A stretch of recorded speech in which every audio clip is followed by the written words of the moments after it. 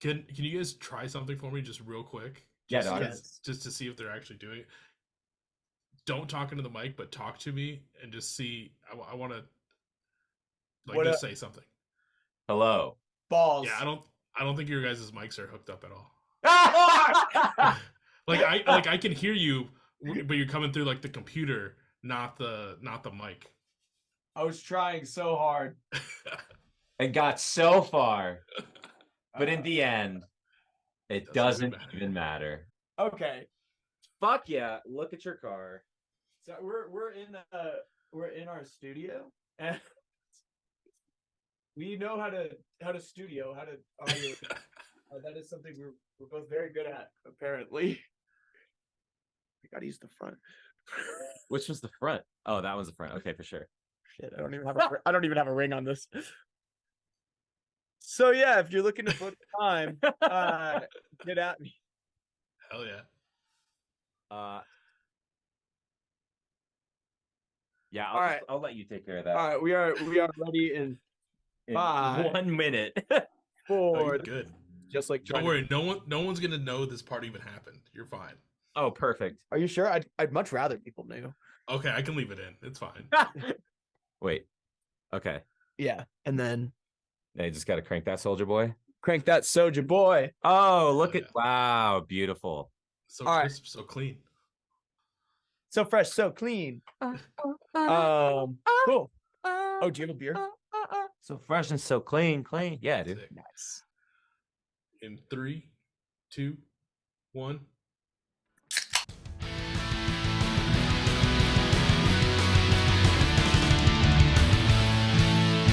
Welcome to the Beers with Bands podcast with your host, Michael Torres.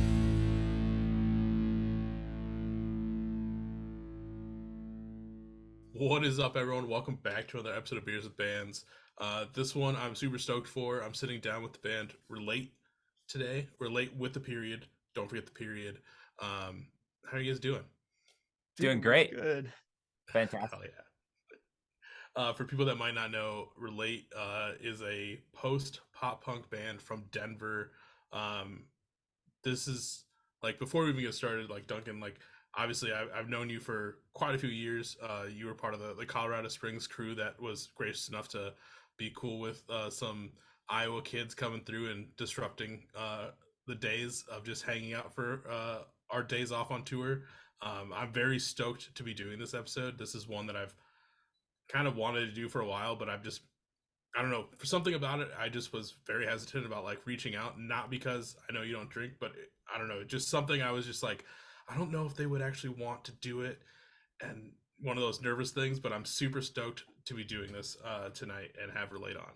Fuck yeah. Damn. Well, thanks for having us, man. Like, we're stoked to be here. Dude, hell yeah. Before we get too far, can you say who you are and what you do in Relate?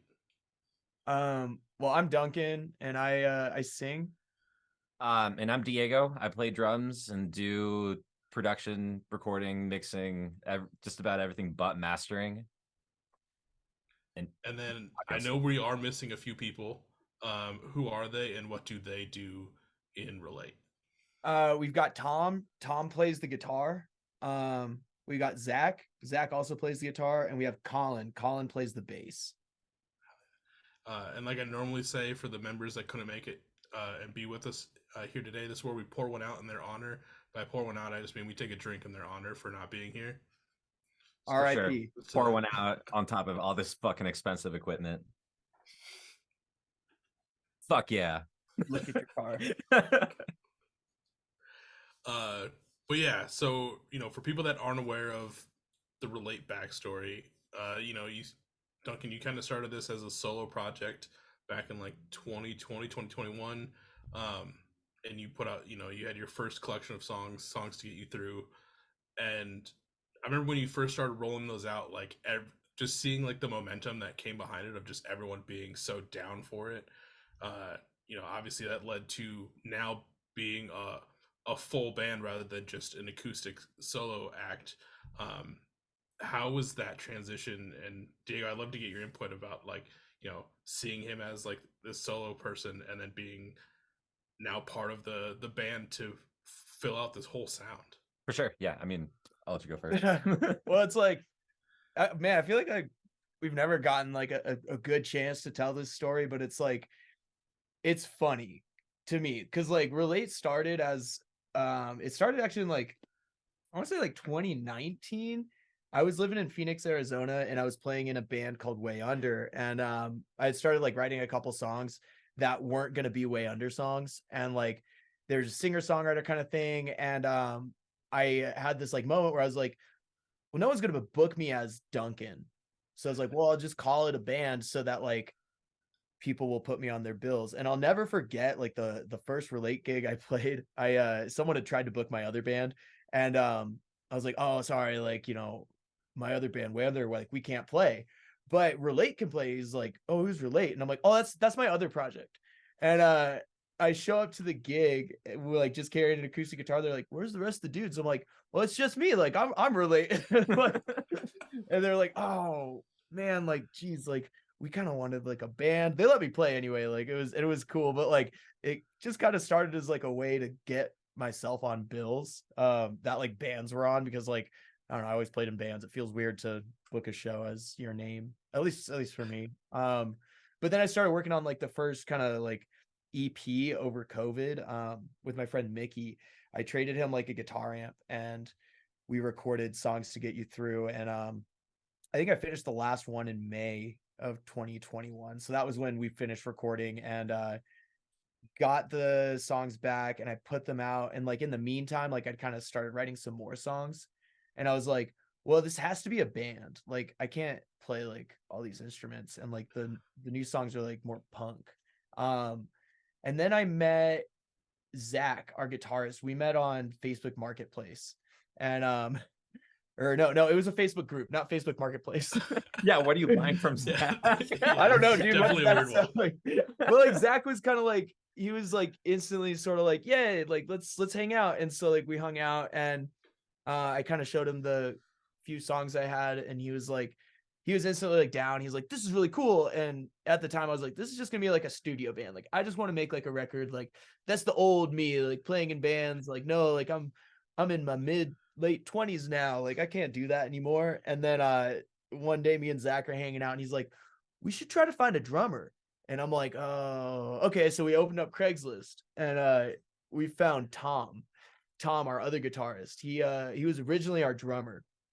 And so like me, Zach, and Tom started hanging out and like we were playing together for like a month or so. And then we were like, well, Tom should move to guitar because he's like really a guitarist. Like he's a good drummer, but like he's really a guitarist and he's super talented. And I remembered that I had met Diego at a Menzinger show. And so like when I met Diego, like you were really quiet. Yeah, like I'm usually like a pretty shy guy. I'm very introverted. But yeah, we met through a mutual friend, and it's funny, like whenever Duncan tells a story, he says that we started the band at the back of the marquee.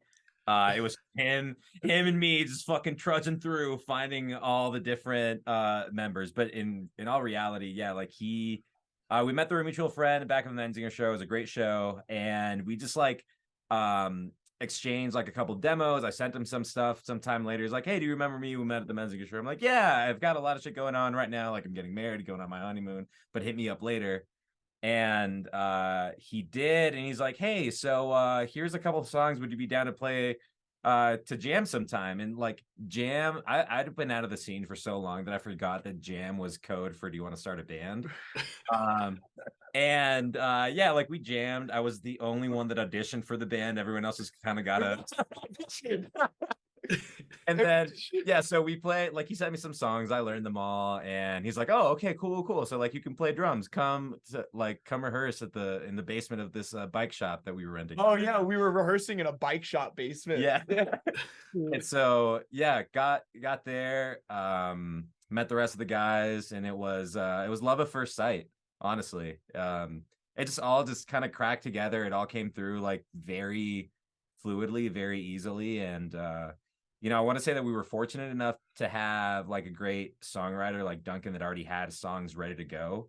And I think that we rehearsed in December for the first time. Yeah. And we had our first show February of that next year. It was weird, man. I mean, it was like because like the first time me and Diego met, like we met alone, like the whole band wasn't there, like, and I just sent him the songs and I was like, yo, like learn the parts, write some drums, and he like showed up and he knew them all like instantly, like I just had a guitar and I'm like, oh, okay. And then I'm like, okay, cool, so like are you available next Tuesday? And he's like, yeah, like sure I can be. And I'm like, oh, like how do you feel about touring? And he's like, like I don't know. And I think this is our third tour. Yeah. Like this one that's coming up in March. But it was really quick. Like everyone came to the table just like ready. I mean, like out of the gate. Like once we had Diego, like we played our first show that February. Some old friends of mine were like putting together a local bill and asked if we wanted to be on it. And I think when they asked, like I had released like a project I'd done a couple years ago, like that December. So like I'd released like some old recordings that December. And my friend Weston, he hit me up. He's like, yo, does your band want to play like this show of ours? And I'm like, yeah. And so I like confirmed the show and I'm like, oh, by the way, like it's not that band, it's Relate. Like, and I felt like the whole thing came kind of full circle. I'm like, as a solo project, I'm trying to snake my way on bills. Now that it's a band, I'm still snaking our way on bills.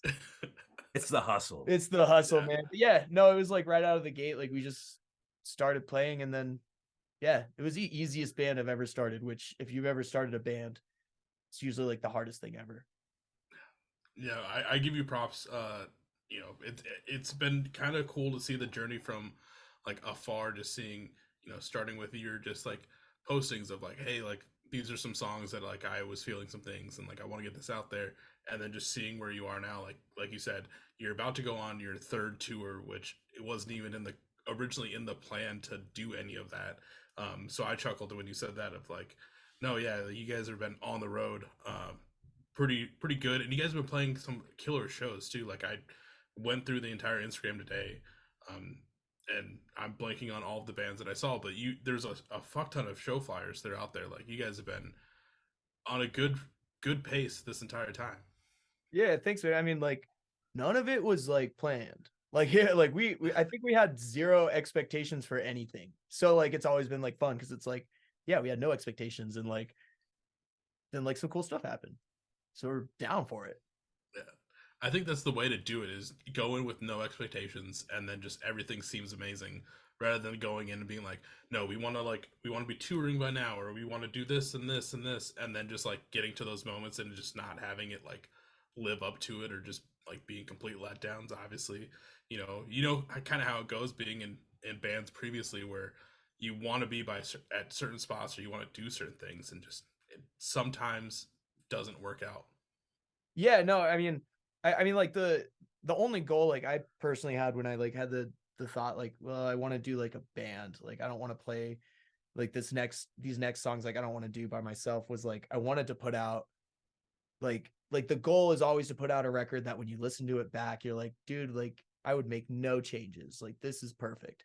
Now, like I think anyone who's ever recorded music knows that that's like probably the loftiest goal.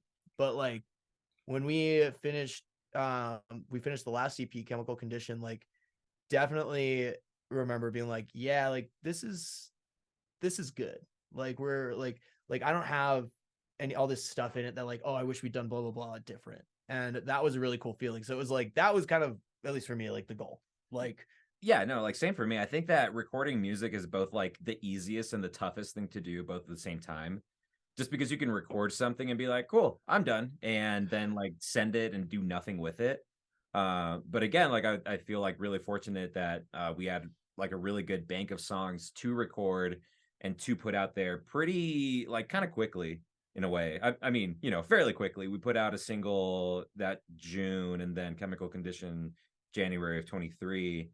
And I forgot the train of thought that I had, but no, it's great. Like, I think that we're also like super fortunate to be able to take our time with our recording and be very nitpicky. Like as a band, not to sound like super pretentious, but like we're all very intentional of the choices that we make, like the songs that we put out, the like, oh, should this have like this much reverb? And it gets super fucking nerdy. But it's really nice to be able to do all of that in house and to really like craft our skill and really craft our sound, yeah, which is why I'm super stoked for the next EP that we're going to put out, because it's very like all of us in a nutshell. And yeah, it's gonna be great. Well, and like Diego does all of our mixing. Like we did drums in the studio with my friend Nick Nodurft at Rusty Sun Audio. Shout out Nick, the bomb. Nick's the bomb. And we did drums with him, and then we do like the rest of it ourselves. And so that's really cool, like because we have the capability to like change anything. And I think I was actually telling a friend the other day, I was like, man, like I have so much respect for Diego for the list of notes that he'll get like on a mix from like everyone, like at different times. He's like, okay, like here's V1.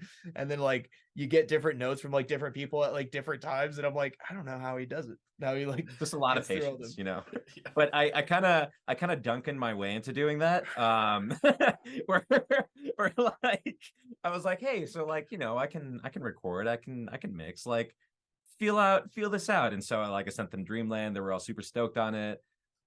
Dreamland was the first song that we put out. Yeah, that was like that was my my mixing test. And then they were happy. Wait, you didn't know how to mix before that? No, that was my first one.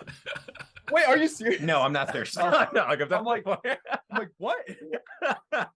And then they like trusted me enough to do all of Chemical Condition, and now with like these new singles, also trusted me enough, which I'm like beyond grateful for them for having done that. But yeah.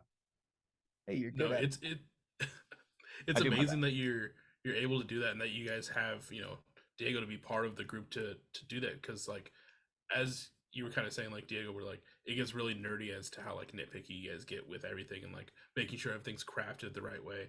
But at the same time, as like the end user, once it gets to like me, the audience person, and I listen to it, knowing obviously now I know like how much time you're putting into it, but it reflects so well on everything that gets put out, where those songs are like pristine, where they, I don't know how the right way to put it is, rather than like knocking them out super fast at like going into a studio being like, we have 3 days, this is our time, do it here, and taking your time to record, tweak whatever you need to, go through it. The end result is always way better. For my point, there was a few different hurdles in there, if you understand what I'm getting at. Yeah. No, I know what you're saying. Okay. Yeah, like I mean it's being intentional and taking your time, and like I think we also kind of like we started this band at a moment in time that the industry was changing a lot. I mean, it has been for forever, but really since the advent of streaming. But like I didn't notice until like the last couple of years how consumerized and like recording has become. And so like we just definitely kind of lucked out there with like having all the tools readily available and the knowledge and someone with experience, Diego, like to kind of dive into this like self-produced band kind of thing. Like, and I didn't know how to record before that. Like I'd done demos for bands. I tracked bands before, but like I didn't really know what I was doing. And then when we started doing our stuff ourselves, I was like, oh shit, like okay. And I think it's funny, like if we pulled up some of our older mix notes, like I'd probably like give a note where it'd be like the vocals aren't loud enough, or like the guitar sounds like kind of strange. And then like now like I think I get a little too hyper specific. Like you're like, yeah, I can hear some high frequencies in like the 2K to like 3K. Like if you can just notch this out with like a super narrow key, like 2.5 dB, that'll be golden. I'm like, yeah, I great. think the last one was like I hear this resonant frequency at 2.9 to 3K, like like which is like 100K, and that like there's yeah. Like, yeah. Hey, okay, like that's getting way too. I feel like at this point we're just gonna lose your audience. Like, but yes, yeah, it's definitely been like a great experience to be like a self-recorded band. Nice. With like Chemical Condition, that being like the first, besides the single, that's the first EP that all of you guys are on, and that Diego like mixed for the entire thing. What was there a song on there that completely changed from like the original recordings, that you guys just had like the most amount of notes to bring it towards the end? Probably Wander. I was gonna say Pee-Pee Daddy. Oh, Pee-Pee Daddy? Well, in the sense of like the most notes was definitely Wander, because that was the first single that we put out. But as a song in general, I would say that Pink Prince Daddy T, which we lovingly call Pee-Pee Daddy. Pee-Pee Daddy. I think that one is the one that, weirdly enough, none of us were 100% sure of it being on the record. But then by the end of like all the production that we did, we all like low key fell in love with it without telling anybody else in the band that we loved it. And not just that, it's everyone's fucking favorite song. Like my wife loves that song.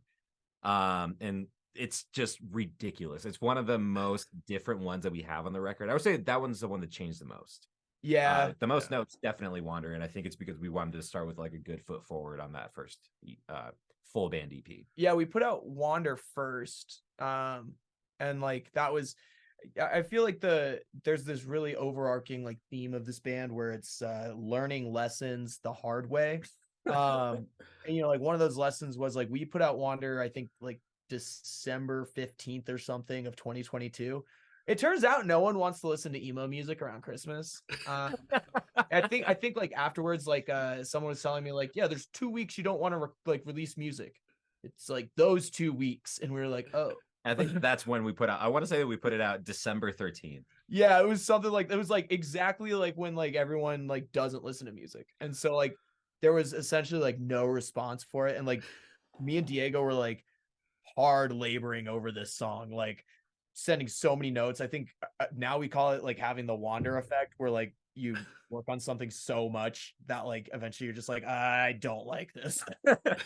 It's still fun to play live, but it's fun to play live. It's only fun to play like now I'm okay with it. I do remember though, like after like doing that song, like I was like, oh man, like I just want to skip this one every time I hear the EP. I've listened to it way too much. But the thing is, like, it's really cool. There are some really cool like hidden things in that track. I like Wander's fucking tight.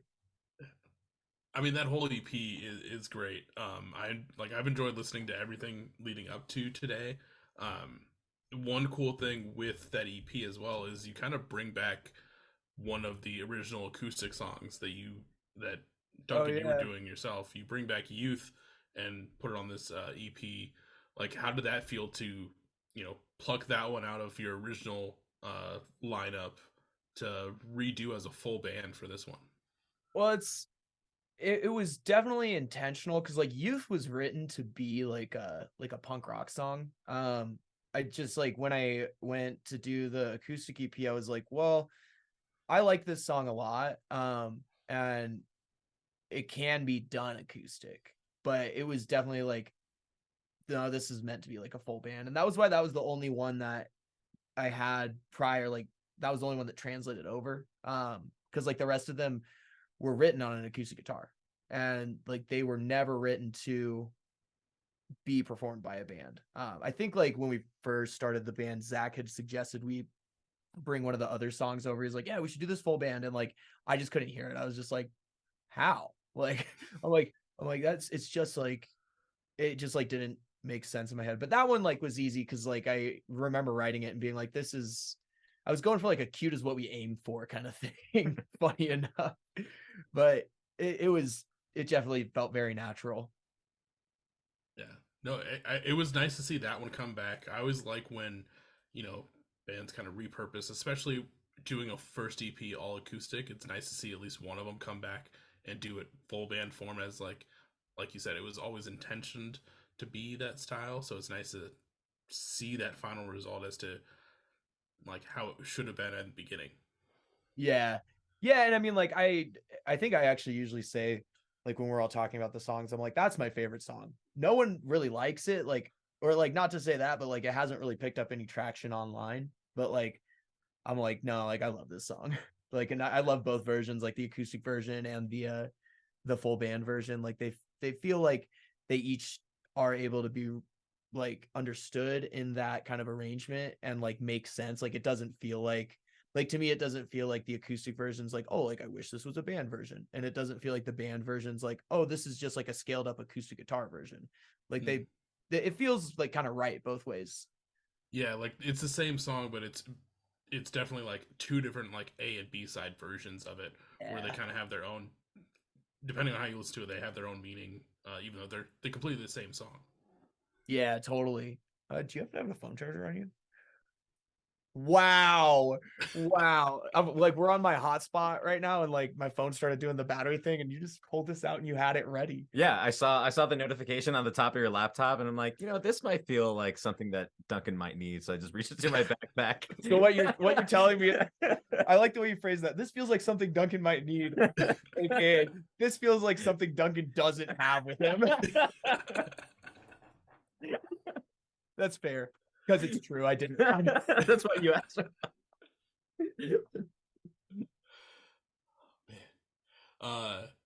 Kind of, I feel like we're kind of doing like the whole journey of Relate through the years.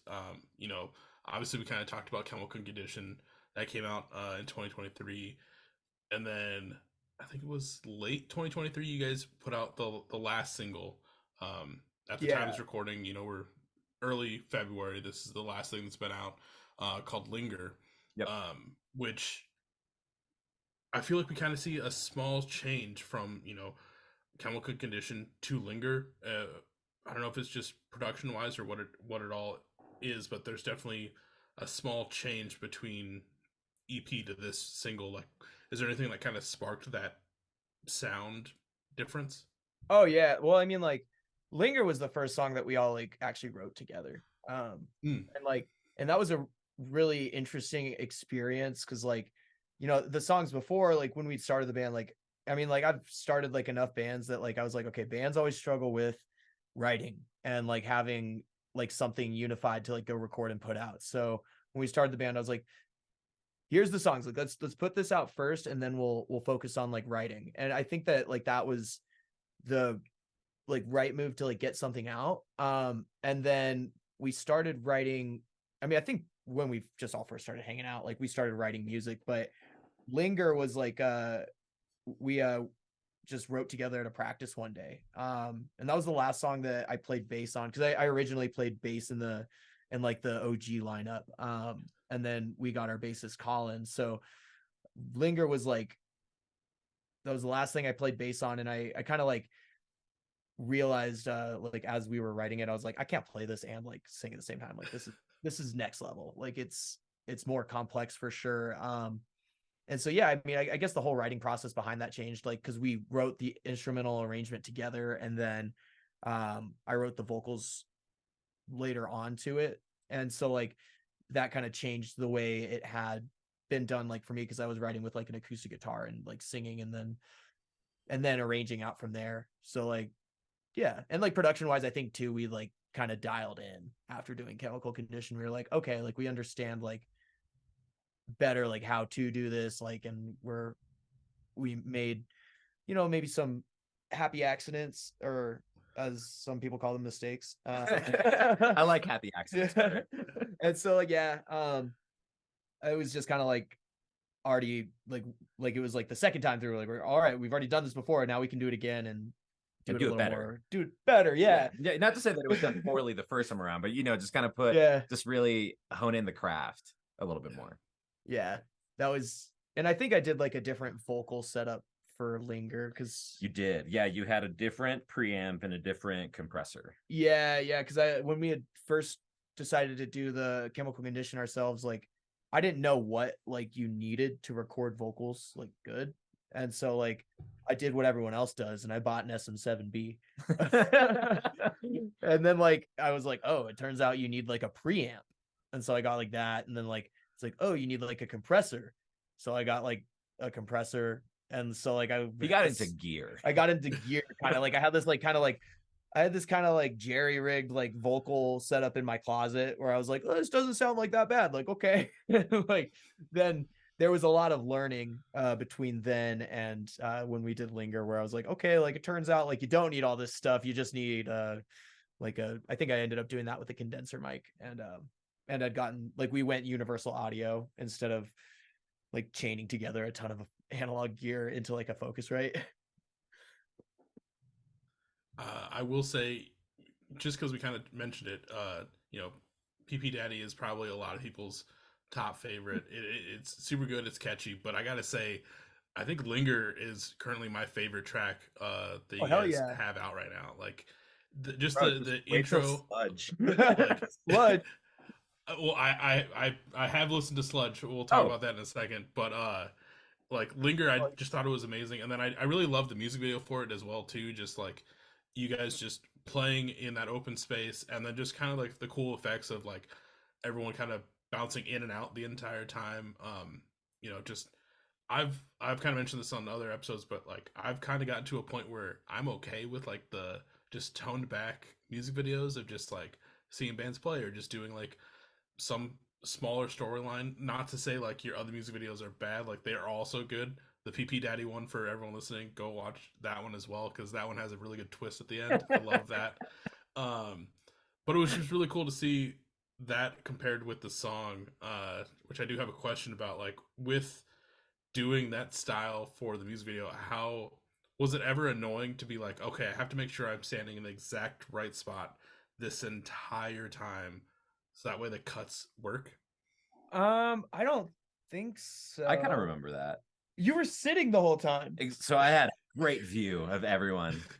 Yeah, I'm fortunate to be a drummer just so that I can look at everyone's butts, and they're always in tip-top shape. I thought you said TikTok shape, and I'm like, oh yeah, there's some content. Like we haven't thought about that. No, yeah. Well, and I'm glad you bring up that music video because like that was also like a, where we had learned some stuff like between doing Chemical Condition and then like Linger and where we're at now. Like one of the things was TikTok. Turns out the internet likes it when you can see like the whole frame of someone, like where it looks like intentional that like a vertical video is like shot vertical. So we decided to do Linger in a way that like that would translate and make sense. But what I really like about this music video is the location. When you were with Exit, did you guys ever play the flux capacitor?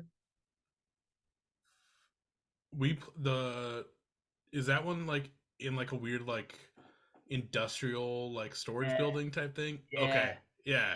Then we did. yeah, Yeah, I'm pretty sure we played there. It's got like a loading dock ramp out front, yeah. and like you just look like you're in like a back of parking lot type deal. Yeah, dude. So that's like for me, like that was like a big deal because that's the Colorado Springs like practice space. That's where all like the lockouts are for bands. So like my band Why They Fight, who like Exit played with, like we've had a room in that unit for like forever. And so the whole thing has like 50 rooms for bands to rent. Like they're super cheap and like it's like the microcosm of music culture in Colorado Springs. And so like at some point in time, this would have been maybe 2014, 2015. There was this weird antiques dealer down there. And like he was like renting the lower half of the building. And so like he moved out and someone opened a DIY venue down there called the Flux Capacitor. And it hit off in the Colorado Springs like music scene. Like it became crazy, man. Like, and there's no zoning, like no like permits or anything. Like dudes were just like, fuck it, dude. Like we know the dude that owns the building. Like we'll see if we can rent the space from him and throw shows in here. And like it was the coolest thing ever. Unfortunately, it got covered in like I think it was Rolling Stone eventually mentioned it. And like fire department rolls by one day and they're like, hey guys, like it turns out like you can't stuff like 200 people into this room that has like one exit, no sprinklers, like no. So so they shut that down, but that's the space we ended up using for the Linger music video. And like if you kind of pay attention in the music video, you'll see some of the art says like flux capacitor on it and shit. And like I just thought that was super cool. Dude, hell yeah! Like that's cool to like take it back to like the Colorado like Colorado springtime like days of like using that iconic spot. Yeah. Like that's so dope. I want to add two things to that. One, I'm pretty sure that I want to add one more thing to what Tom does in the band, which is just like visual director for music videos. That's true. Because like I'm pretty sure PP Daddy came from I would guess like a sweat dream that he had at some point, like yeah, a fucking like fever dream. Yeah, that was Tom's idea. Yeah, and then also the Linger music video. He's like, okay, so everyone kind of stands in their own place, and you all do a performance of it. So I definitely want to add that. And then second thing, I'm pretty sure that was either our last or second to last date of our tour with Troubled Minds, which was It was, yeah. Yeah.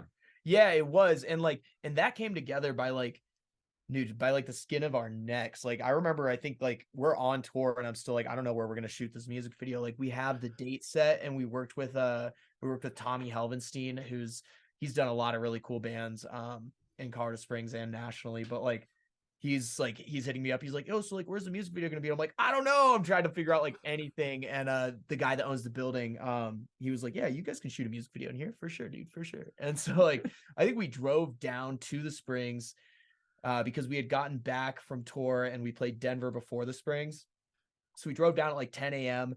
and then we shot the music video. We went and got burritos and then we went and played a Colorado Springs date, which was the last date of that tour. Yeah. That was fun. Those burritos are so good. Yeah. Some of the best burritos in my what's the name of that place? Alfonso's. It's so good. It's probably the best part about Colorado Springs. It's probably a minus like vultures in the sheets. Yeah. Colorado Springs is cool, man. Like yeah. It was always like, so like that first tour that we rolled through, I think we stayed at Rob's house, and like it was kind of one of those things where they said, yeah, just pull up, like we'll have some food and stuff. And we pulled up, they had a whole barbecue, so we were like, oh dude, these people invited 6 random Iowa dudes into their house to just like one stay, but also like they cooked us food and like we hung out. We were there for like a couple days. And then the next time we came through, we made sure to like route through Colorado Springs again, just to like have like an extra day off just to hang out. Like that's the shit that I miss from being on like tours, just seeing all the homies everywhere. Well, yeah, dude, and that's like the spirit of like DIY touring. It was the same way like for me with Exit Emergency, man, because like we Why They Fight toured through Des Moines, and shit, that was in like 2016, but like we just hung out with you dudes, and like it's just like you go on a trip and you go see your friends, you get to play music. Like this is cool. What's not to love about that? Yeah, what's not to love about that? Yeah. You know, you guys thankfully get to keep doing that because you do have a tour coming up. I think you guys leave either the week after this episode comes out or 2 weeks after, but you're going on your run with the dudes in Troubled Minds, and I'm gonna blank on the other people. Calm Grove. Yep. Yeah. Fucking rad. I know this is the second time going on with Troubled Minds for you guys. Which Matt has been on the podcast. Tell him I said what's up. Oh, Matt's been on the podcast? Dude, yeah. Love Matt. Fuck yeah. No, but it's awesome that you guys are, hitting some more dates, getting out on the road. Like, what are you most looking forward to on this next run? Geez, I don't know, man. Like, I think what I'm personally like looking forward to is playing with bands we've never played with before, which is funny because it's like, yeah, we're touring with Troubled Minds again. They're on like the second half of the tour with us, and then like going to places we've never been. And going to places like we love. Like we're going back to San Diego. Like love San Diego. I see why people move there. But like that's definitely like kind of up there for me, is just like going and meeting new people with like interests, because you don't get a lot of it in your city all the time, or like if you do, it's like it's not always the same as like the dudes that are like kind of like road dogs, like Troubled Minds. Like, dude, Matt is a road dog. Oh my god, like I love being on the road with him. He's just like, he's toured a lot and he's got like the mindset and everything, and then he's just always a good hang. For me, I think that it's gonna sound cheesy, but I would say that being able to continue to fulfill a childhood dream is the thing that I continuously look forward to.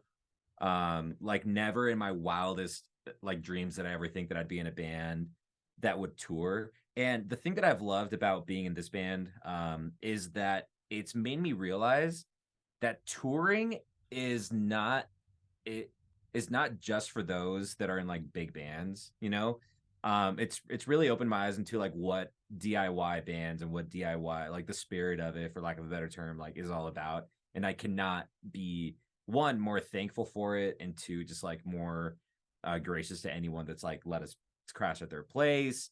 And just like we were saying earlier, there's honestly nothing better than hanging out with like some of your best buds in a van, stinking it up, talking about farts and like where we're gonna get the next like nerds gummy clusters at. because those Oh, shit yeah, are dude, so those good. are so good. They're yeah. so good. They're my fucking favorite road snack. Yeah, dude. Well, that's like someone was asking me, like, they're like, well, what do you like? What do you like the most about touring? And like for me, like I never really remember the shows. Like I'll remember like being there and like hanging out, but like I swear to God, I remember every second of being in a hot, sweaty van with my best friends, just like farting and stopping every 20 minutes so someone can pee.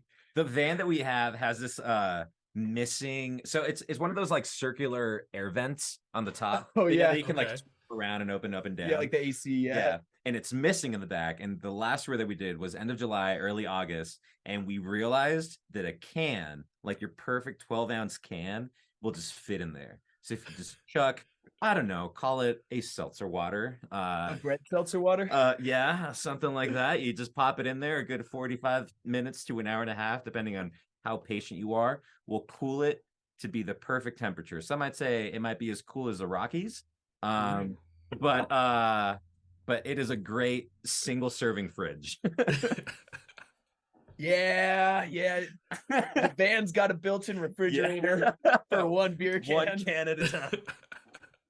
So do you guys like fight over like who gets to sit near that vent to always get the fridge? Well, so where that vent is it's in the very back. There's 3 rows, and the very back of the van, the bench is longer. So we've affectionately named that area the Crank Palace.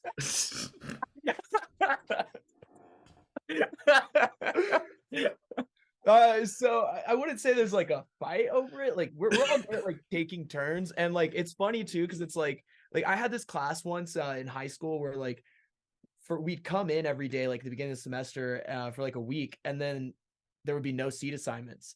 But like the next week, the teacher was like, "Hey, so we don't have seat assignments because you guys just automatically kind of sit where you sit." Like, Yeah. and now those are your assigned seats, and it's kind of that way in the van too. Like everyone just kind of sits like I think we all just got in it one time and then everyone sat where they sat and like that's kind of like their seat. But like we rotate out of the Crank Palace, like a handful of times. Yeah, it depends on Like who's gentlemen, yeah. Yeah, Yeah. exactly. Yeah, there's a curtain and everything. There's a built-in like 12-inch old school TV with the VHS player in the back. Yeah. We're putting a urinal back there. I'm serious, man. But usually like if someone has to drive for like overnight, like we split up the driving. It's like whoever drove like the shitty shift, like they get first dibs on the Crank Palace. And so it kind of like rotates that way. Yeah. Oh man. I mean, as it should. There like if anyone's doing like the long haul drive, they should definitely get first dibs. I know like the exit van we had, I built like a bunk in the back, so it was like literally we took up the back 2 rows of seats. It was a 15-seater, and then built like a little platform. We had like all of our bags on top since we rode with like a trailer, and then I just put a futon mattress on the floor, and it was the comfiest fucking spot to sleep. And it gets dark, so you can just crawl back there and then just like pass out on a drive. Dude, that's next. That's a Crank Castle, dude. A Crank Castle. It's moved on. I was gonna say Crank Mansion, but I'm not like, nah, Palace is way bigger. That's Crank Castle. That's such a good idea, man. Like, well, because like I found out that if we take out 2 rows, a mattress fits, and so like, but it also fits all our gear. Sans trailer. Yeah, because we don't travel with the trailer right now, just because like I have like a lot of like driving anxiety. Like we're on our second van. The first van was a little bit older, and like when we went on our first tour, like we got out on I-70 and we get through Eisenhower Tunnel and then go to where like it declines going west, and we start to pump the brakes and the whole van starts shaking. And so like, and it's like March, dude. And so like it was sketchy. Like I was like, oh my God, like we're all gonna die. Like if we hit one pack of ice, Yeah. like sayonara. Yeah, that's like it. like I'm like, it's definitely better for you to be in a vehicle that like won't go anywhere versus like a vehicle that won't stop. Like, dude, honestly, yeah, I'd never think about it that way. Yeah, so it's like touring with a trailer just is like, it makes me nervous, like because I'm just like, oh dude, like I can hardly drive like as it is. And luckily everyone in the band knows I can't drive, so like I feel like too, like if I'm in the front driving, like the 4 of them are back there like being like, hey, who's watching Duncan right now? Like I'll like go to switch lanes or something, and someone will be like, "Don't do that. There's someone coming." And I'm like, "Thank you." I mean, I would have been way cooler with like not having to pull a trailer around when I was with Exit, because funny enough, right outside of Flux Capacitor, like I took the wrong turn and I was in like right across the street. There's like that little like mini mall thing, and I straight up got the trailer stuck, and I couldn't. I tried backing up, I tried doing something, and then like it just started scraping, and I was like, I don't know what the fuck to do. Someone else has to. I'm gonna walk. I'm just going to the venue. Yeah, I would, man. I like straight up. I would have got out of the van and unhooked the trailer, like walked it somewhere, and then went and like relined it up. That's like, because I'm just too nervous. Yeah, yeah. The worst was, I think it was we were playing Chicago, and Thomas had rode up with his fiance at the time. They're now married, but they rode up separate, and so it was me in the van with all of the dudes, and they're all, we're just, it's our like first or second day on tour, so we're all having a good time. And then getting into Chicago traffic, I was like, oh shit. And then like completely got like cut off, had to take a completely different turn, had to drive through like downtown Chicago, trying to like figure out how to get back on the interstate to just even go where to go. And I was just like super like frazzled by the end of it. I was like, someone else is driving to where we're staying. I'm not doing this shit tonight. Yeah, dude. Like driving it's rough. Like, and it's funny because it's like I'm fine like when I'm driving alone, but when there's like a ton of people with me, I'm like, all right, like I'm super serious. Like There's just like extra pressure of like it's so not just much. my life in the on the line, but Yeah. like literally everybody else's. Yeah. And like Tom, like as Tom puts it, he's like, yeah, because all you fucks don't wear seatbelts. Like, Tom gets in the van with the seatbelt already on. Like, it's insane.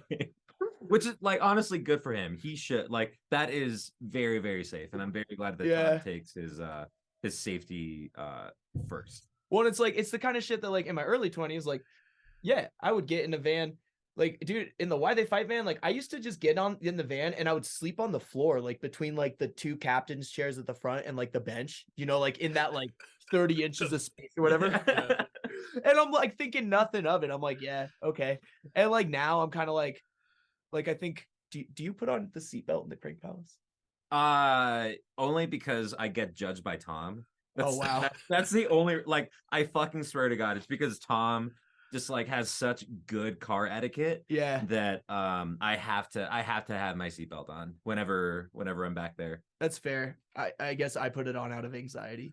No, Like, that's good. That's good. I like whenever I ride my bike, I put my helmet on because my my wife is like, "Did you grab your helmet?" I'm like, I'm not gonna look as cool, but yeah, I'll grab my helmet. Like if I get hit by a car, if I fall, I'll wear my helmet. It's really for the best of me. nerd.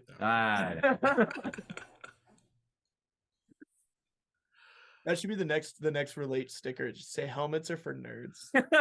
I'm just a picture of me with a fucking helmet. In a helmet with just like a safety bubble around it. That's really funny. That's yeah.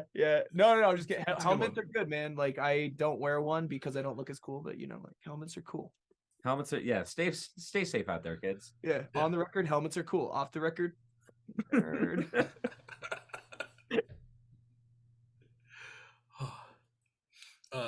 Jumping back into things. Right. I also love where that tangent went.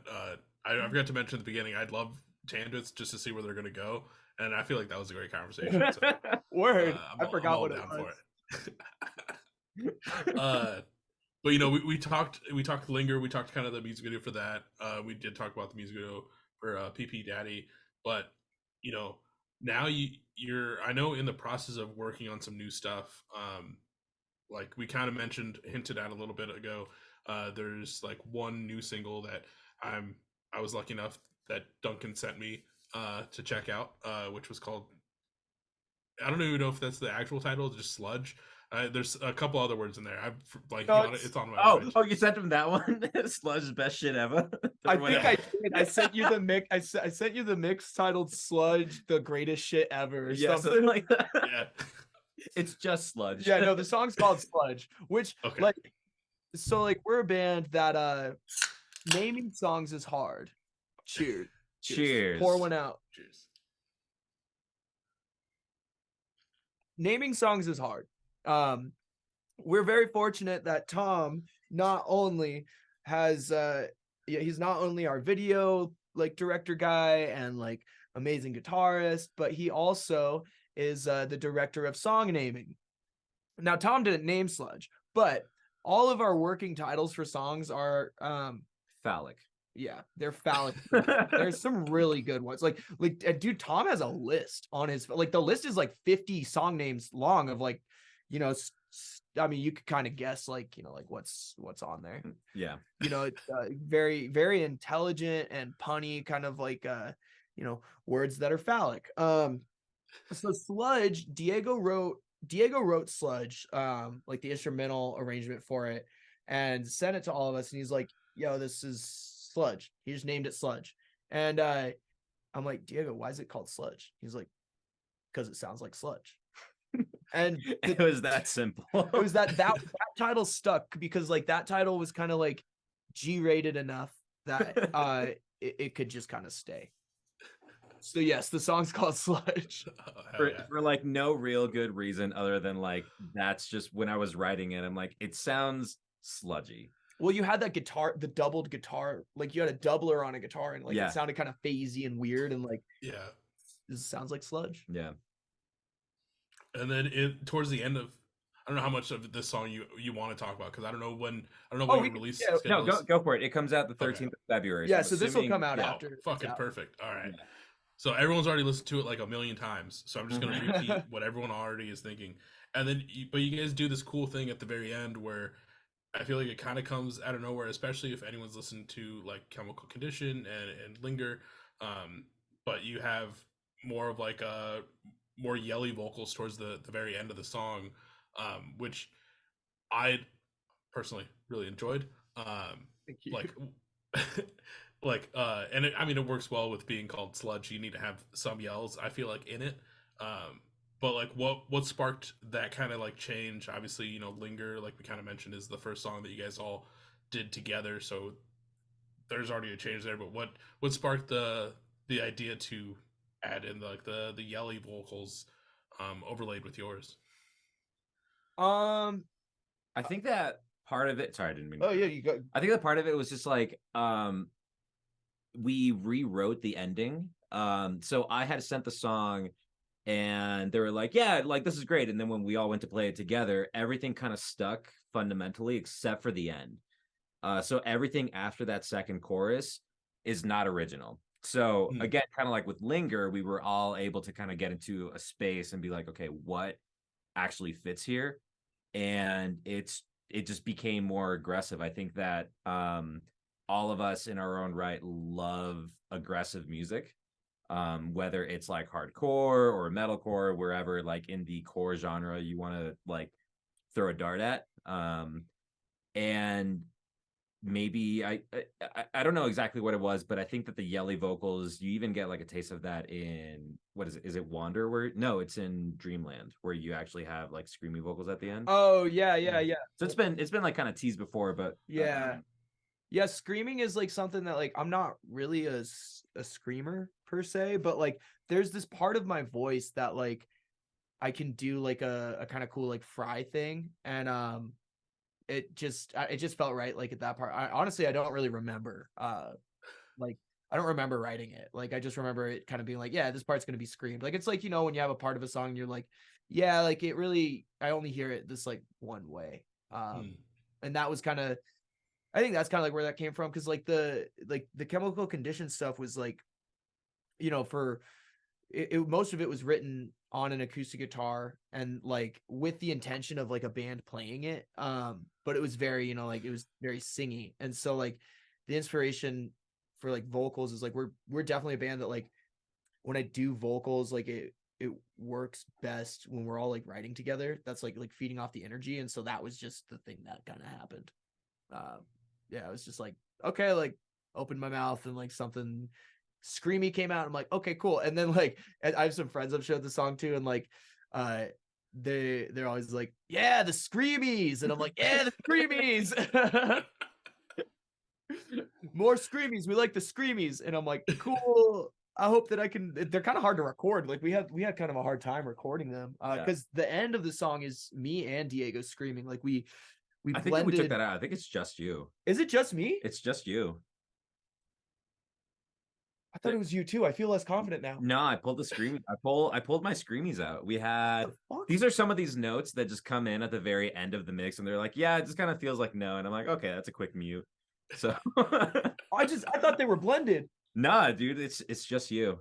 I'm gonna listen to it now and be like, this doesn't sound as good. Oh, stop it! No, we are the final. Send another note in. This is Sludge Fin Mix 4.1. Look, man, all I'm saying is like we can release it and then we can. Yeah, that was where it's from, because it's like influence wise, like our band is really interesting. Like I don't really listen to pop punk. I mean, like I do. And like we're not really a pop punk band, but that's kind of like where we get like lumped in, you know, like I think like the self-described genre is post pop punk for no other reason than it sounds like something people would like.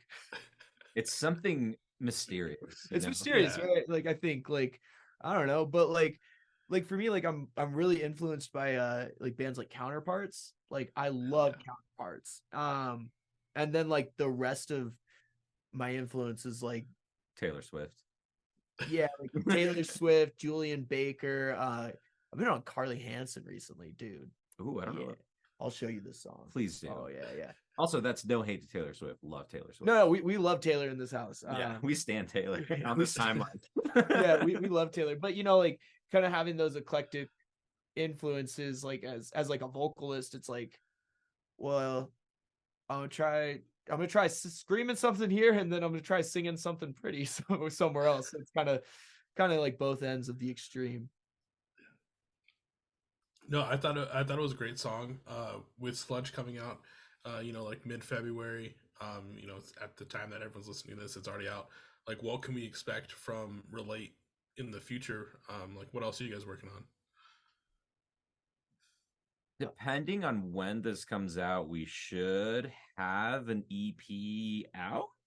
I think you said this at least announced. You said this will be the first Friday in March.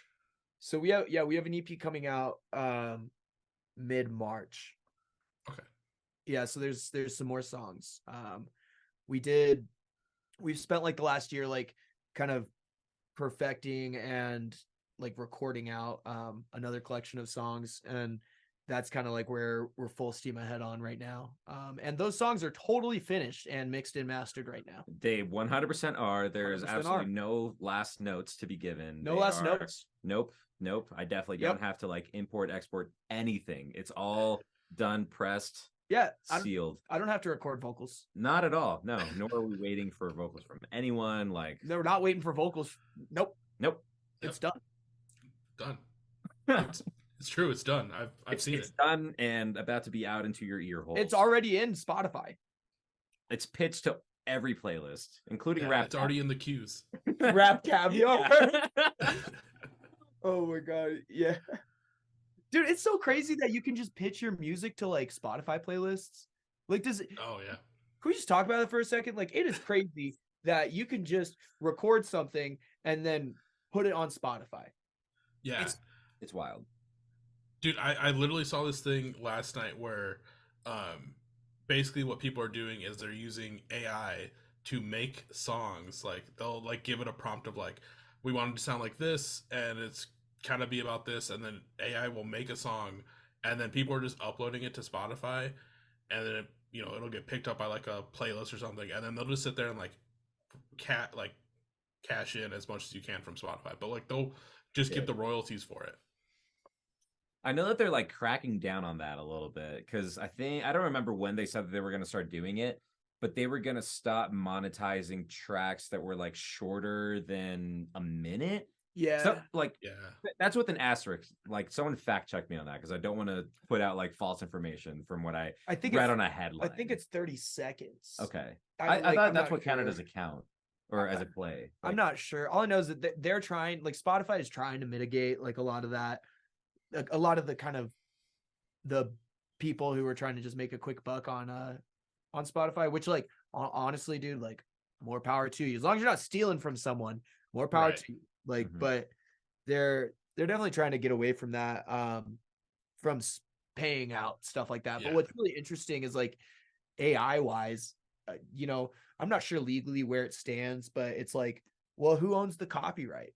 You know, who like if I go to whatever song AI bot and I'm like, hey, make something like blah blah blah, is the copyright mine because I had the idea, or is the copyright the developers of the AI? Do we split it, or is the copyright like if I tell it like make something that sounds like Nirvana, like does Is this where you came up with the question of like, what is a song? oh no Okay. the question of what is a song?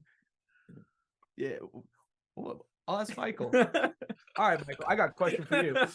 Uno reverse. Oh shit. So when you think about a song, is a song the recording of the song, or is a song the idea of a song? Uh, I would say that the recording is the song because the idea, like, ooh, how do I want to say this? I think, yeah, I'd go with the recording. Just because like I feel like the idea like isn't fully out there, so everyone knows it's a song. I don't know. But what about when you have a song in your head? You know, like the back of my head is always just going like, wake up in the morning, feeling like P. Diddy. It's either that or like my dog's on a collar collar. So how you like that? So it's like, but like, you know what I mean? Like I'm singing a song, but it's not. Okay, I see what you're saying. I You know, thought you you know what I more. mean? I thought you meant more like when does something actually become a song? Because if you're, because like you're singing it in your head based off of a recording already, Yeah. so at that point I feel like your idea could still be a song, but it it's not a fully fledged song until it's a recording, so everyone else can see it and or like hear it and then have those ideas. If that makes sense. Okay. Okay. I can Like see it. it's almost like chicken and the egg type thing, in my It is. opinion. Yeah. Right. I mean, there's legal definitions for it, but like, you know, like, yeah, it's. I was asking everyone in our band the other night. I'm like, so is the song the recording or the idea of it? And like, we were having some spirited debate around it, and then we're like, well, what about legally? And like, well, legally, like, okay, like, hold on. Like, who owns the copyright? Did you record it, or did you write it, or did you help write it, or like, what's your cut? Is this 15% of a song that you own, or what? We've been going down a rabbit hole of. We're in a rabbit hole. Yeah. Don't worry, I know how to get us out. Oh, perfect. That's Oh, we just question. met in our lives, Yeah. but yes. Oh, in your lives. Okay, my bad. That one's a little bit more hard. We'll figure it out. We'll workshop that one. Thank you. Yeah. I need support. But you know, like we talked Linger, we talked Sludge, we talked about the new EP that's going to be coming out. You know, I don't think we mentioned the name of the EP. Is that's got to be solidified by now, right? Yeah, the name's solidified. The EP is called Attachment. It's the first time like I've ever said that Publicly. publicly. I'm honored. Publicly. Yeah, it's like we're because I think like we like operate in such a kind of like disjunct and conjunct. Is conjunct the opposite of disjunct? Sure. Like kind of way. Like so like when we were doing designs like last fall, we were doing a lot of the art for the new singles and like the EP, and like I needed to give the artist like song names and like the EP name and stuff, and I'm like, it's called Attachment, and like there wasn't really any like that much thought behind it, but then it stuck. Question mark. I think though I brought up like the other day, I was like, yeah, it's called Attachment, and Tom's like, it's called Attachment. And I'm like, I guess it is now. Like that's not the hill that I'm gonna die on. Like it's Not the I like that. I'm like, it's fine. I sat down with this one band once, and I love this band. Like they're all super amazing people. But we were recording probably like, you know, we were a month and a half out from like their EP coming out, and we're sitting here doing what we're doing right now, and I was just like, oh yeah, so like I know the EP's coming out, like what's it called? And like, we haven't figured that out yet, and I'm like, do you guys have an album artwork yet? And they're like, nope. And I literally hit them up like I hit them up like 2 or 3 days before like this episode came out, or like their episode came out, and I was like, hey, like I always post like the album artwork. Do you happen to have that done? And they're like, yeah, we just finalized it last night. I'll send it right over. I was like, how are you get like? I'm a one-man show and I procrastinate, but they're 4 people, and it surprised the hell out of me. It's weirdly, and I love all of them. With so many people. Yeah, it is, because it's kind of like when you don't do something, you're like, oh, like I thought someone else was doing that. even when it's pretty clearly like your responsibility, like it's like, oh yeah, I thought someone else was doing that. Oops. But we definitely do have album artwork. Yes. 1 of 5 designs. No, I'm kidding. No, we have it. Yeah, we do. Yeah. I've seen it. It's there. Yeah. Mm-hmm. Yeah. Hot, baby. Oh, do you get to put like, do we get to include photos? I mean, I can. Yeah. Okay. I'm gonna Are you gonna send him something right now? before I forget, man, Oh, okay, for sure. because I will forget. We were just talking about this. Oh no, I don't know where this is. Never mind. I'll send it to you. Right when we're done. Okay. I'll send them. Yeah. Crank Palace pictures. That's all I wanted this entire time. That's all I needed. Crank Palace 2024, full and uncut. Only if you're in there.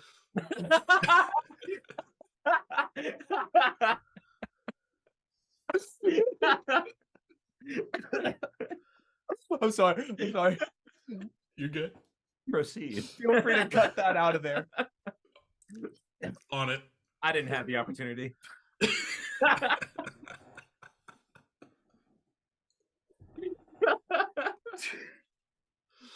All right, so so yeah, like I said, we kind of talked a little bit about Sludge. We did talk a little bit about attachment, so everyone be ready for when that drops. Run those numbers up. Be sure to catch them on their run in March. We'll talk about a couple of those dates here in a little bit, and we'll talk some links in a little bit. But besides, I just want to make sure we didn't miss anything between like Relate, Attachment, the other previous releases that you want the people to know about before we move on. Well, anything we might have missed. Let me think. We do have merchandise for sale. The link to it can be found in our Instagram. Our Instagram is @Relate Denver. That's RELATEDENVER. Every t-shirt sold helps put gas in the van. Shameless. Now you have a friend in the merchandise business. the Relate Company off Arapahoe Road in Emporia or in Westminster. I'm not going to say the whole thing. I know it though. I know it. If you're from Colorado, you'll get that. It's like one of those. Do you have Shane Jewelers out there?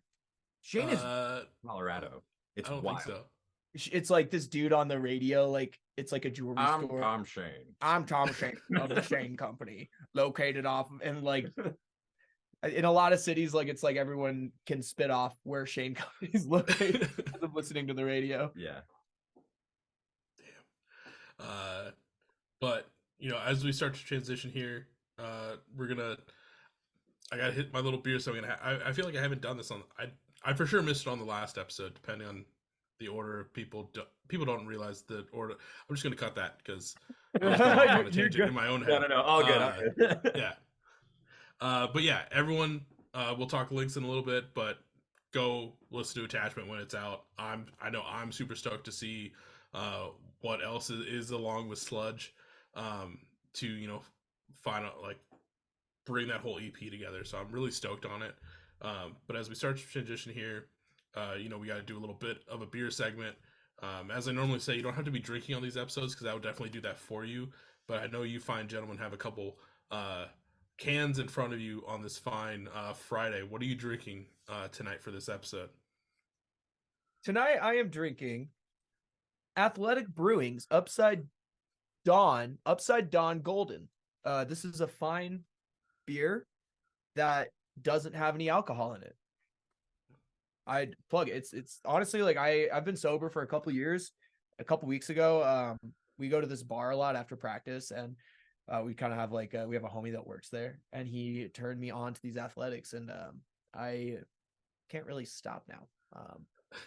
So maybe this is the same problem I had with alcohol, But no alcohol. In this case, it's just like, hops, yeah, barley, malt, water. it's really good. Yeah. And I finished a beer called Elusive Thought by from a brewery out here called Cerebral. I am a huge fucking beer nerd. Whenever we go to said bar and I order a beer, Tom's like, Diego, order first, and I'm just gonna get the same fucking thing as you do. So yeah, this is a good old IPA from Cerebral out here in Colorado. And I also want to give a shout out to Ratio, which if it hadn't been Cerebral Brewing, it would have probably been Ratio Beer Works. So two great breweries out here. Yeah. What about you? It kind of looked like a Dale's Pale, but I know that it's not. Is it a Hams? It is good old Hams. Fuck Hell, yeah, let's go Hams. Can't go wrong. I went to the liquor store last week, and I was like, normally I do PBRs for these episodes, and I was like, okay, I could get the classic PBR. I've had a lot of PBRs in the last few months, so I was like, maybe I should change it up. So I walked out of there with a full 30 rack of Hams and a full 24 pack of Colt 45s. Hey, two zigzags, baby. Yeah. So I actually have a PBR tattoo. That was my very first tattoo. It's a skeleton hand holding a PBR can. It's great. Oh, dude, sick. It's definitely on my list of like future tattoos to get a PBR tattoo. It'll happen at some point, but it's more just when I have money and time to do it. That's for sure. fair. Dude, I just noticed too, like I just wanted to shout out, you've got that Major League flag, that Life Lessons flag, and that Mixtapes flag. The Mixtapes flag, dude. Have not even thought about mixtapes in so long. Dude, I have Major League tattooed on me. Like that's one of my favorite bands, man. Like fuck, dude. And like Life Lessons. Oh man, God, I feel like not enough people know about Life Lessons. So just shout out, respect. Also, what's the other flag? I want to. I like No Sleep, but yeah. So this one's the No Sleep logo. It is. And then you can't see it on camera, but to that side of it, I have a Knuckle Puck flag, and then I also have a Forever Came Calling flag on this other wall. Hell yeah! God, fucking man, flags. Midwest flags are pop punk, baby. I love flags. Yeah. Flags are great. Like I've got some hung up in my studio, and they're probably some of my like most prized possessions. I have a transit flag. I have. Have you not seen it? I've seen the transit one. Yeah. I've got that one. I've got Wonder Years one. I have a lot of Dispute flag that I fucking love. I have a Bayside one. I have like a Newfound Glory one from their Pop Punk's Not Dead tour. Nice. I have a Fox Lake flag that's fucking sick. Dude, we should do a flag. We should do a flag. Yeah, I also have, yeah. So I know what that's from.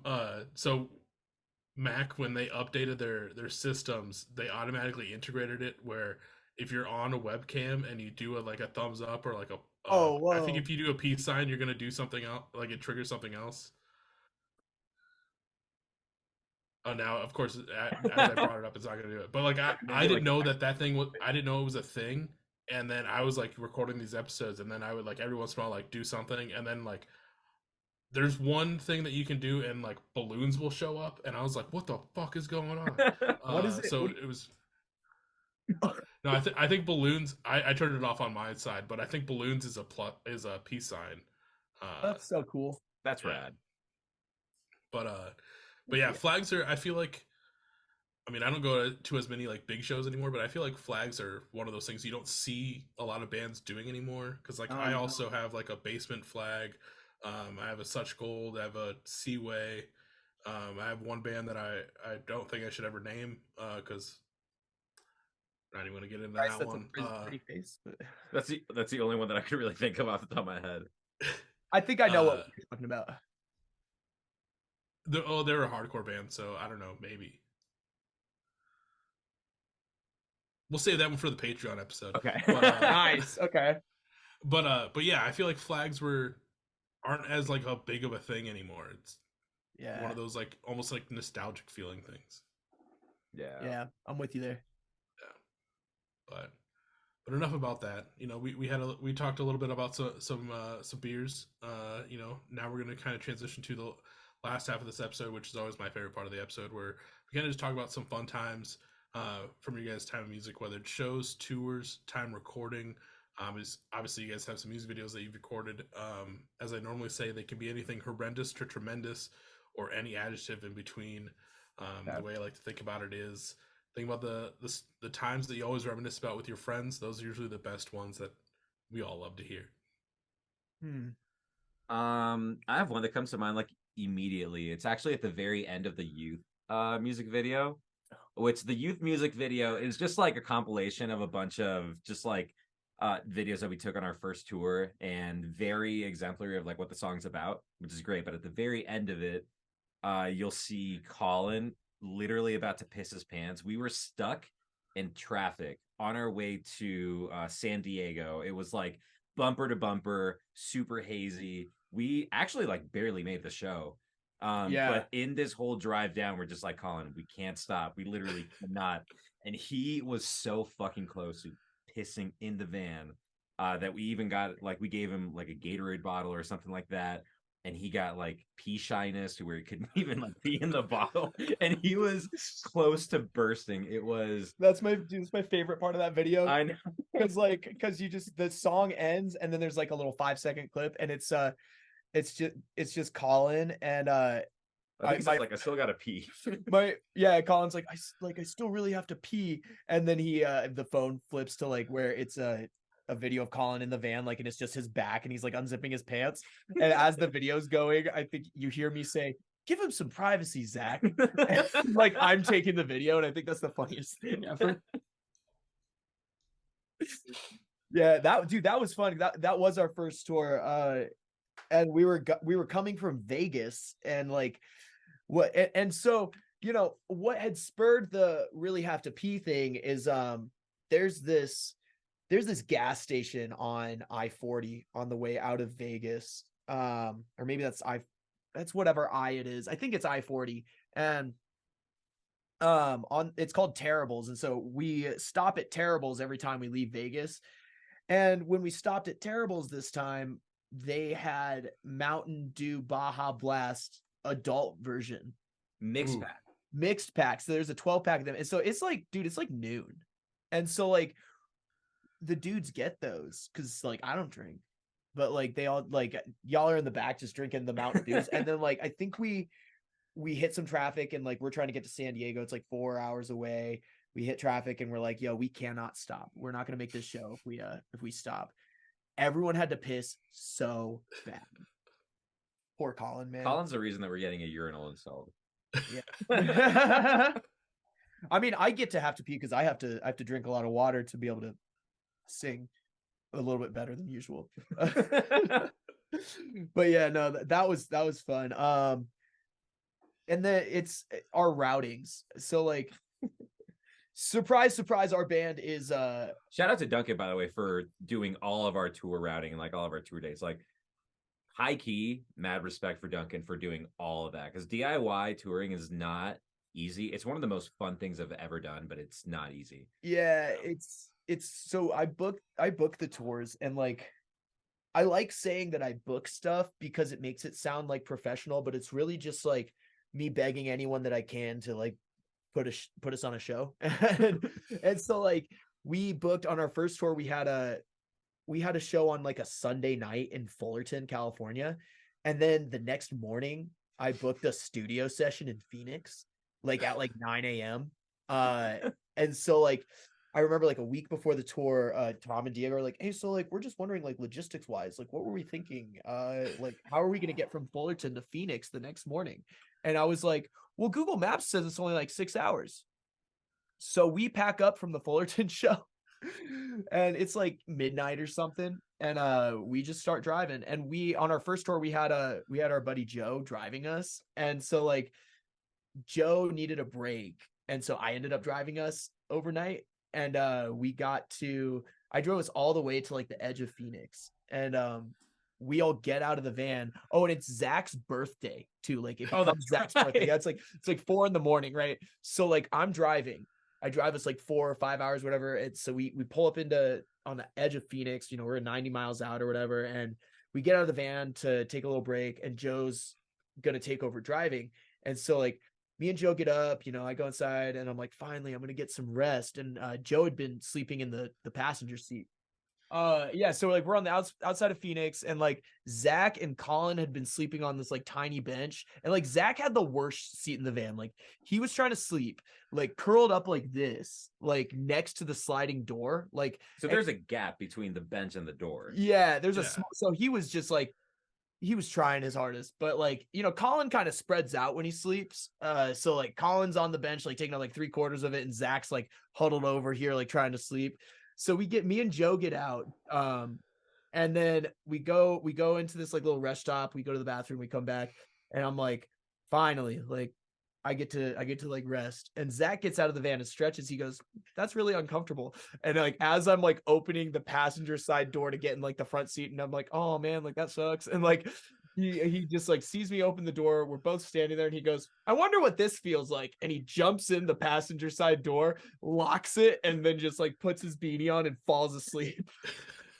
Just like relegating me to like the worst seat to sleep in. And I just remember like I will never forget this very personal experience of I get in like the little sliver seat in the van, and like I just put in a Hotel Ear album like in my earbuds, and I'm just like nodding over like trying to sleep for like an hour. And then we almost died on the way into Phoenix like at 5 a.m. Dude, drivers in Phoenix, man, they're fucking crazy.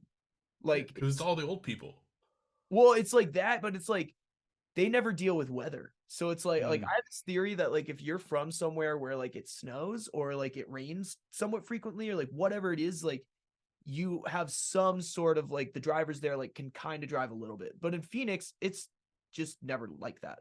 So like we like roll into Phoenix at like 9 or like 5 in the morning, like we're on the 10 just like coming in, and like there's this school bus in front of us that like sparks are flying off the wheels, and like it's like we like move to go around it, and like it's like on fire, and like we're just like, dude, what the fuck?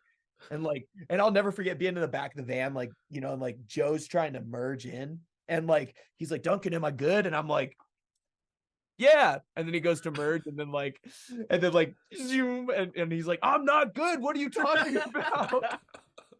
And I'm like, what? I'm bad at driving and I'm bad at being the spotter. Like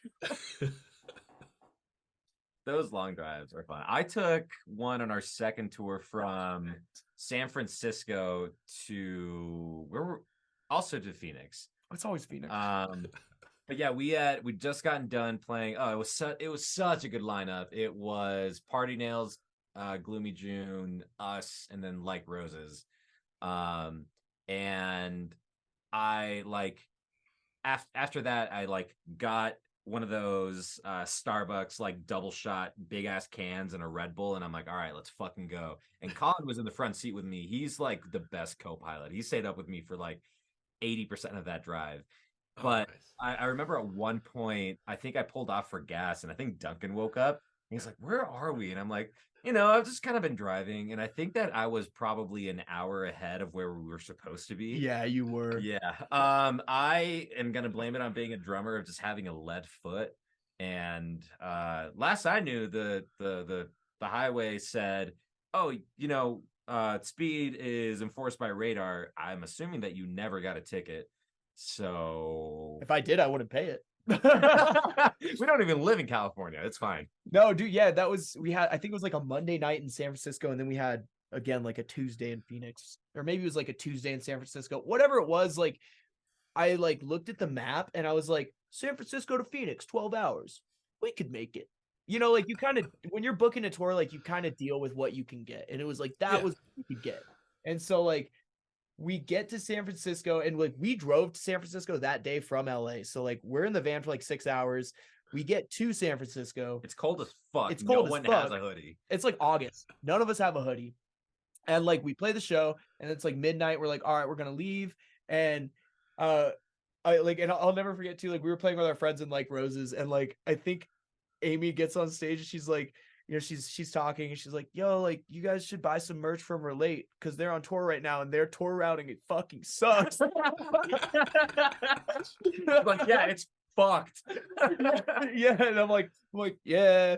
And so like, but like we get in the van, it's like midnight, and like I'm gonna go to sleep because I'm taking the next like leg of driving, and Diego's driving there, and so I look at the map to like LA because that's the route we're taking. We're going down to hook on the 10, and it's like 6.5 hours away. So I'm like, well, it's midnight now, like so like we'll be in LA by 6:30, and I'm like, okay, I got like 6 hours to sleep or whatever. And so like I get in the back, fall asleep, Diego's driving, and then I wake up because Diego stops, and it's like maybe it's like 5, and I'm like, Diego, where are we? He's like, oh dude, we're in LA, and I'm like what the fuck, dude? Like that's like an hour. Like he shaved an hour. I'm like, You're welcome. I'm not good at math, man. But the van like odometer only goes to like 100. I'm expedient. I mean, every band needs to have someone that can just like do those drives when you need them. I remember like Exit was, I think we were playing like Richmond, and like the next stop on our tour was Long Island. But the way that we had our GPSs set was to avoid tolls. So, we didn't touch New Jersey at all. And we're like in Pennsylvania. We're like, dude, why the fuck are we all the way out this way? And then that's when we realized it was avoiding tolls.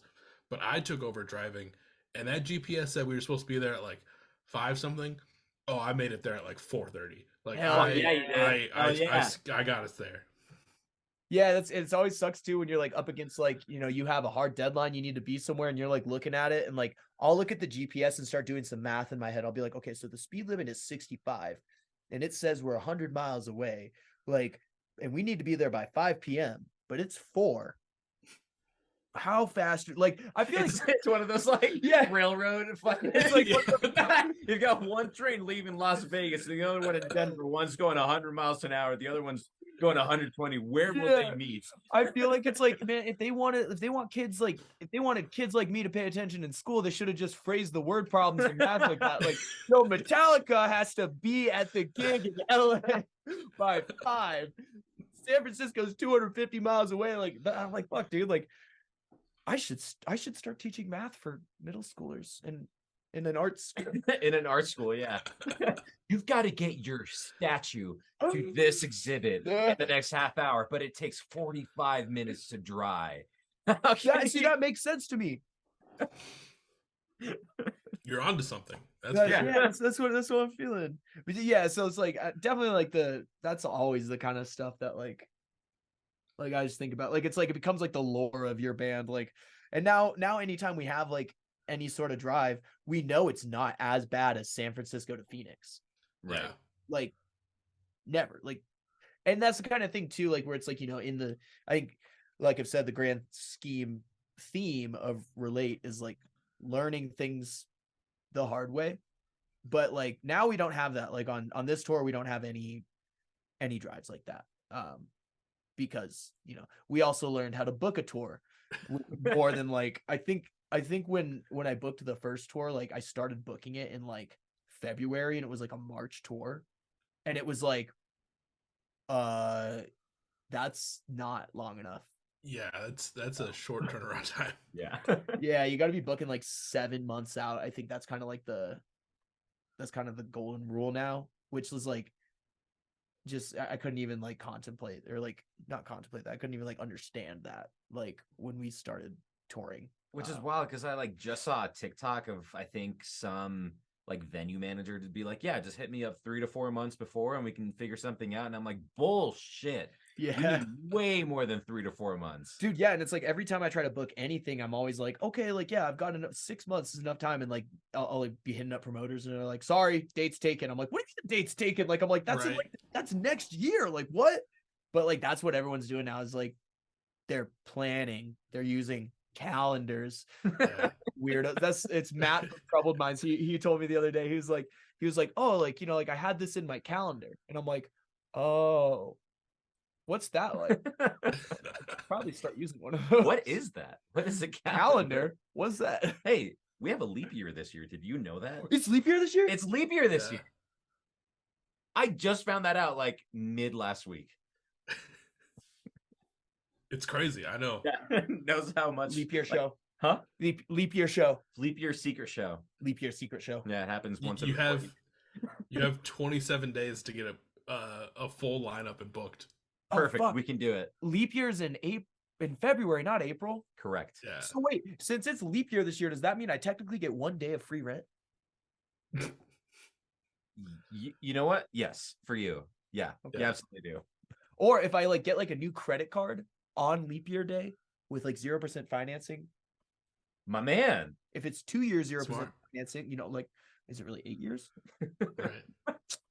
Math. I think you're onto something else. Like, fuck the whole like teaching middle schooler thing. Just focus on this one. Yeah. The leap year con. Yeah. Oh, I'm here for it, man. No, but yeah, like definitely like making sure your shit's like booked out way far in advance is like something you really have to do. I know I haven't fully announced it. By the time this episode comes out, I'll probably announce it maybe at the end of this month or the next month. But I have like something that I'm in the works on that I messaged a venue middle of January for something in June. I was like, I just want to make sure like this isn't gonna get like I have a date already in my mind. I'm like, I need to make sure you guys keep that date and nothing's already there. So yeah, it's wild to be able to have to like think that far ahead is crazy. Dude, yeah, I'm trying to work on something in Denver in like July, and like we're starting to run into like, oh, sorry, that date's taken. And I'm like, it's July. Yeah. Like, we don't even know if we're all gonna be alive then. Like, it's an election year. How are you expecting me to fucking stay alive through an election year? Well, I don't know, dude. Like, there could be like a comet or something, or like, you know, fucking maybe this global warming thing, you know, like will happen. Like, it finally pans out, you know. Finally pans. I saw like I somehow like I'm on like I've been using like YouTube Shorts. Have you scrolled like YouTube Shorts? No, I haven't. I've seen it, but I've never like scrolled really through them. They always get you. Like, you find one funny thing and then you scroll through, the next thing you know, you're sitting there for 2 hours. You're like, boom, boom, boom. Oh, ha, ha, ha. But like, it's because of my age and like my demographic. Like sometimes they try to throw in a little like Republican content and like, I'm all like, oh, okay. And so like, I saw this thing where like it's like this senator he's talking about. He's like, well, you know, like CO2 is only actually 0.02% of the Earth's atmosphere. So like, why are we freaking out about it? And I'm like, it's a delicate ratio, man. Like, who knows? By July, we could be at 0.04% and like the whole planet could be on fire. Like, I don't know, man. Like, I'm just planning ahead. No, and I think that that's totally fair because, hey, if we're just going to go off of a small balance, I could be like, you know, 0.08% is really not all that high of a BAC. It's only 0.08, dude. You know, it's not. Yeah. At least you get that. I get a bunch of flat earth shit whenever I go on there. Dude, you know, 3 inches is really big. Yeah, you get like four of them like deep, and then you're just like, maybe they're right. Maybe I've been wrong. Yeah, red hats. How much? Man, that's always the worst when like you find something online and you're like, well, you know, like you kind of got a point. got a point, man. And then you just got to go look at like dogs for a while and just like reset. And you're just like, oh. Yeah. I can has cheeseburger. Yeah. Does that mean it's just what's the Pop-Tart cat? I don't remember what it is. Neon cat, yeah. It's just that on repeat for 10 hours. You realize we're from a different era. Yeah, I know. Fuck. Like that's old. That's old meme. Dude, like, so I saw this TikTok last night. You guys remember the Chef Boyardee commercial where it's like, can I have this? And it's like, no, we have Chef at home, and like the can rolls home. Yep. So, you know, every once in a while you'll see someone redo that on TikTok, and the one that I recently saw was this guy did it with a Twisted Tea, and apparently everyone in the comments that is not our generation thought it was the coolest thing and was like, Twisted Tea should totally do that for a commercial. And like, so half the comments were just like not knowing what it was actually from, and then the other half was just everyone our generation just being like, you guys really just need to look up Chef Boyardee commercials like this. Like, there's a reason no companies are doing this actual thing because it's already been done. Yeah. It's already a trademarked thing. Dude, that it's crazy, man. And it's like something I always think about is I'm like, like whenever we think like, oh, like kids these days, right? Like, like what is the youth into? Or like what is, it's like that's so weird. Like that's so out there. I'm like, this is the same way that like the generation before us thought of us, like Right. we're the youth, like the youngest or like, at our whatever, like late teens, early 20s, or like teenage years. And it's such an odd and like really really kind of like sobering realization that you're like whatever they're into like it's not like weird or like they don't know. Like I remember my parents talking about like making weird pop culture references that I'm like, what are you talking about, dude? That's not Yu-Gi-Oh. Like, huh? I think the best part about that is that both like Gen Z and millennials kind of get to grow up together on the internet. That's true, yeah. And I mean that very sincerely. I fucking love Gen Z. They are by far like my favorite generation. That's that gen that doesn't want to work, right? No, that's ours. We started that. Oh, we right. started that trend. Us millennials. Yeah, we're the pioneers of that trend. God, dude, like I hate it. Like dudes just get on the internet, like the boomers get on the internet. They're like, oh, like like the millennials don't want to work these days. Like, and I'm just like, dude, newsflash, I don't want to work. Like, Yeah. Are you fucking kidding? Like, of course I don't want to work. What do you mean? Like, I will. Like, yeah, like we have to, but like, yeah, like, what do you mean I don't want to do that? They're paying us so much less than they paid you. It's like, do you want to work? And they're like, well, I got to pay my mortgage and I got to put a foot on the table. It's like, that's not the question. It's like, do you want to work? Yeah. Yeah. I'm like, back in your day, dude, like you could go to work, and you'd be working there. You get retirement, like pension, like you get like paid enough money to like buy a house and stuff. Like in our day, like I'm just like, shit, dude, like I don't want to work. Like we're all just Yeah. I think that's the most non-political political I've gotten on one of these episodes, but like it's the same thing. Like I totally feel like I just bought a house. I'm 31 and I like it's as a struggle every day. I'm never gonna get actual retirement probably, so fucking cool. So no, we got Social Security, man. yeah, it'll be there. Yeah, just wait until like the new Nixon comes by and he's like, actually, Social Security might not be. So anyway, yeah, but enough about that. Like as we're starting to wind down here, I just want to say, like, dudes, I've had a great time hanging out with you, talking about Relate, talking about just life in general. Like, this has been a great night. This has been a great Friday. I will say that. Nice, dude. Agreed. Same to yeah, you. It's been so good.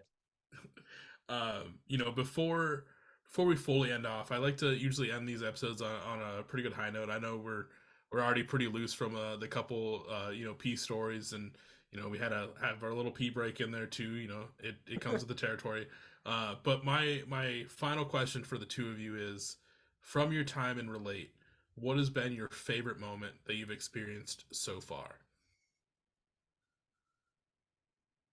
Man, like mine is so cheesy.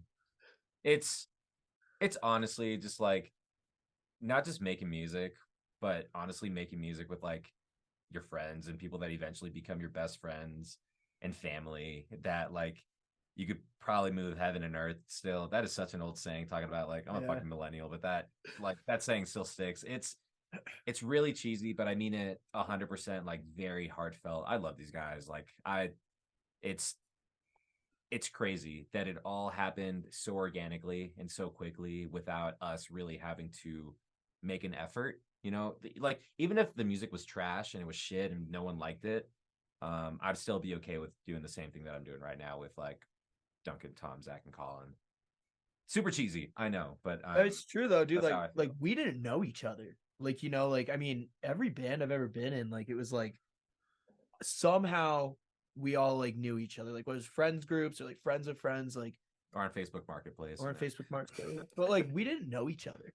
And we just like started hanging out, and like then it kind of like became like a it's like, oh, like we just want to hang out. Like we're just friends. And like the way like all of our lives have come to like be affected by doing this band is like absolutely just like nuts. And then like for me really like I think maybe this is cheesy or self-gratifying, but it's hearing someone sing back the words to a song, dude. Yeah, like someone you don't know. Because it's cool. Like we're really fortunate in Denver to have like a lot of our friends like will listen to our band and like they know our songs because like we're they'll listen to them or like we post them on Instagram. But like I will never forget being in Phoenix, Arizona, and like we played the Nile coffee shop. There were not that many people there, but there was this one girl there and she knew the words to every single song. She's up in like just like right in front of us, just screaming and like like just like finger pointing the words back. And I talked to her after the show and she comes up to me and she's just like, I love your band. Like she could barely talk. And I was just like that's like, dude, that's been the coolest experience for me. Like just like, wow, okay. Like this didn't exist and then we created it and like it's touched someone else. So that's like cool.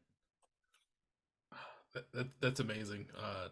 No one ever comes up to me and like regurgitates like what I say on a podcast. It's fucking lame. Like I'm happy that gets to happen for you. You should press these podcasts on vinyl. Dude, it's like been a dark thought that I've thought about. Just because like I've seen a couple podcasts like not press a couple episodes, but like put a couple episodes on tape, and I'm just like, nah, fuck it, take it one step further, put it on vinyl, and just go with it. That's a whole new podcast idea. Wax cylinder, whatever they were called, and just ship someone a crate of their favorite episode. Hey, sorry, this is FedEx. We have a 200-pound package for you out here.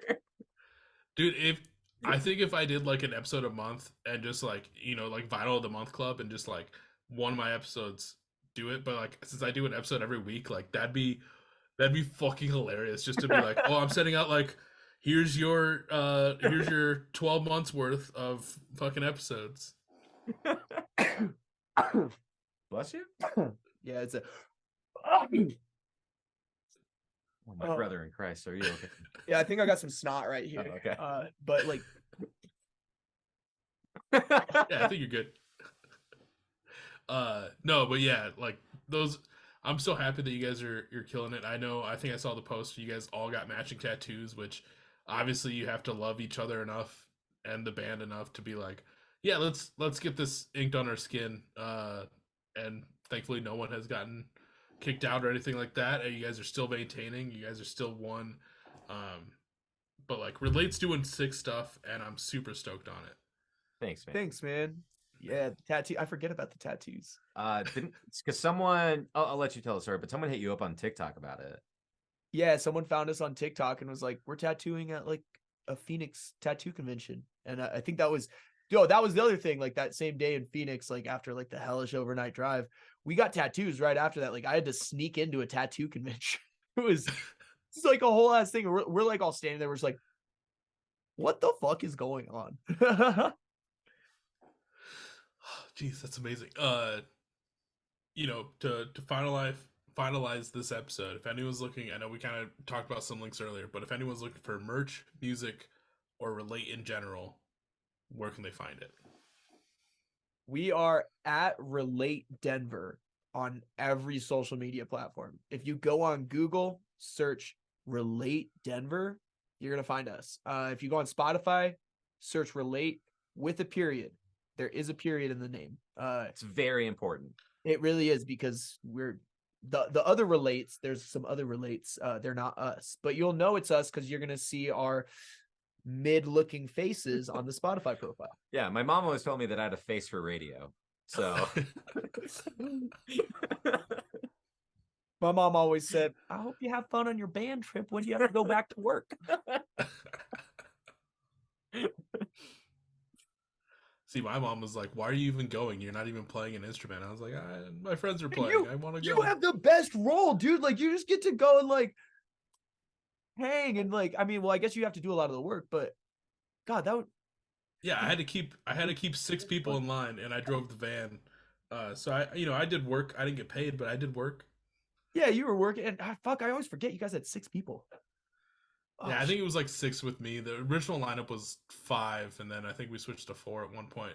But this isn't an exit emergency podcast. This was about Relate. This was about Relate tonight. Relate's doing sick things. Everyone follow, depending on where you found this episode, whether it's Facebook, Instagram, X, Threads, YouTube, hit the hyperlinks, follow Relate on all the platforms, stay up to date, be ready for attachment, be ready for future tours. Everyone that's in like the west to southwest, be there for the run in March of 2024. And I'm really stoked to see where you guys. I'm so excited to listen to attachment when it's ready, and just to see where you guys take it from here, like straight up. Dude, thank you. Thanks so much for having us. Yeah, like, it's thank been you so cool much. just to see you and like catch up a bit and to get to be a part of Beers with Bands. Dude, I'm so stoked to have Relate added to the list of bands that I've gotten to sit down with. Likewise, it's been a great time catching up with you, Diego. It's been nice to meet you As well. If you guys are ever in Minnesota, for sure let me know. Oh, we will. I got you guys. Like, it needs to happen at some point. Relate needs to come this way for once. But like I said, everyone go listen to Relate. Be ready for everything coming next. And I'll catch everyone on the next episode. See ya. There they are. Yes, it happened. Beers with Bands. Beers with Bands.